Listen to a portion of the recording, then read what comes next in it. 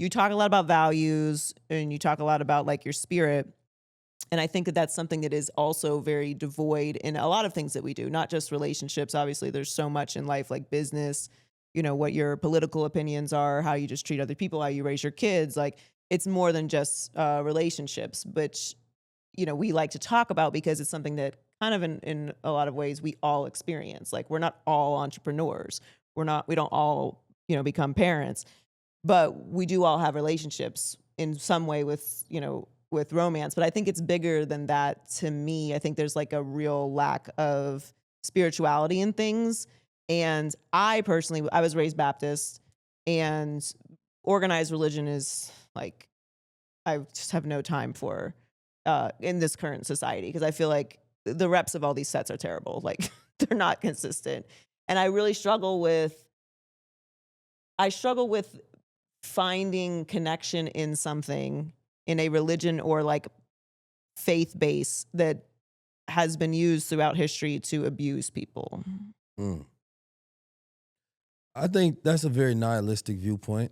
But I think that thing can be said almost about anything. Yeah, I know, like lots of things get corrupted. I hear you. But I think a lot of But speak to the spirituality rather than the religion of it. Yeah, I think they go hand in hand. For me, spirituality is breath. You understand me? Like, Honorable Elijah Muhammad once said that if you choke a man, right, his spirit is like a flame.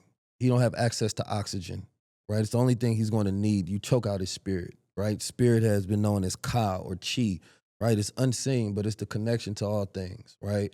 And I think that what religion tried to do, especially in the beginnings, will give man order with that spirituality, how to live, right? You can look at living in connection with the seasons as spiritual, right? Where you look at ancient peoples and they had built pyramids and temples, and they would always be aligned with cosmological order and stars. It's because they knew that if they was living with that, then they can build with agriculture, right? They can build a space to where it's not about constant generation, but regeneration, right? How do you maintain your peace and keep regenerating it? Not that you have to keep seeking and doing things for it, but you're just living in this harmony and flow. And I think we have a society that focuses on balance, which is tension between 2 points. And we get used to that tension. You understand me? It makes us feel purposeful, the fact that we can actually balance life like that.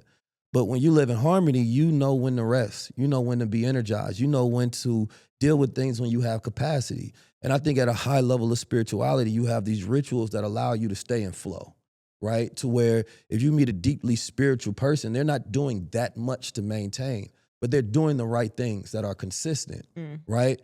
And so it goes into your psyche of who you are. A deeply spiritual person is not focused on domination.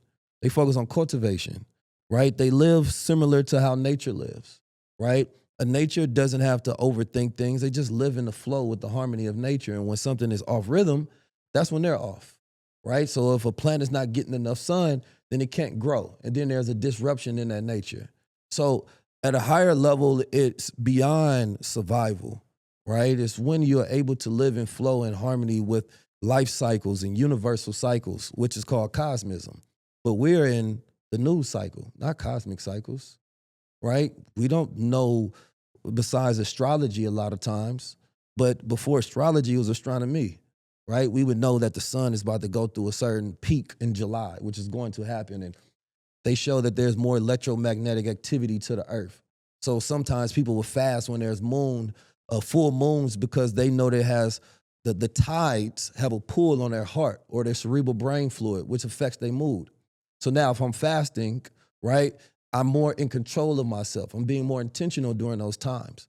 The problem what we have today is we have so much information, and it makes people feel like they know something that they don't.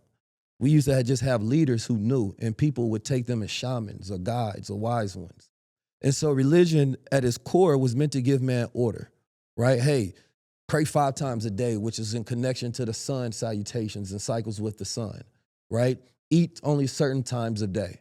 During this time, fast, because men and women weren't that sophisticated.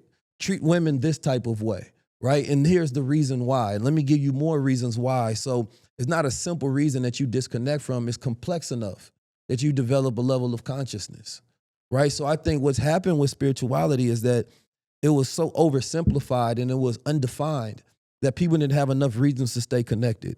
And so this is actually leading people back to temples and churches because they're looking for that social connection. Mm. They want to be led. They say, no, tell me when to pay my tithes. Tell me when to pray.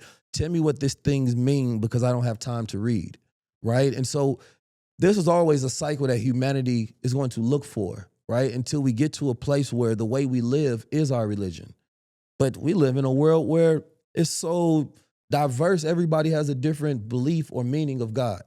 So I typically, before I tell somebody whether I'm a Muslim, I ask, what's your definition of it, right? What's your definition of spirituality? I don't know if we're talking about the same thing. Nowadays, your chat GPT could have told you something different. I don't know, right? They have an anomaly with chat GPT where it's making people feel like they're spiritual gurus and that they're special because it's validating ideas that they're going down a rabbit hole for, right? And so we're going into a very dangerous way where now like AI has become this new entity in the world and people are going to utilize it as a god because that AI is going to tell them how to live in order. It's going to be their emotional therapist. It's going to be there to console them. It's going to explain, right, religion and spirituality for them. They're developing a relationship with it. Yeah, but I think spirituality at this core level, right, is a relationship with self and how you live in a rhythm and flow. You're so good. That was so good. Oh, thank you. It's the supermind. It's the coffee. I guess like it's not even a retort because I agree with everything that you're saying. I mean, what you're saying is ancient in its existence anyway. But like, people always corrupt everything. Yeah, it's the nature of man and woman. Yeah. And then it's up to you to like decide how to live within that corruption while still following that religion or those guides. Like fundamentally treating people a certain way or treating your family a certain way or having discipline over your body, all the things that you just said are essential to living like a balanced, healthy life. But then you throw in the rules and it's like, okay, but you can't do this or hell, or this person can't have this right or hell. And then it just devolves into like justifying slavery. Yeah, I think there's different interpretations throughout time. Like in Islam, we call it Hislam, right? When you're using it for your own purpose. Right. But I've learned a long time ago, because I grew up in spaces to where I seen men that were corrupt, right? Very close. I seen the reason why organizations fail. And I learned the power of discernment. I learned to disconnect the message from the messenger.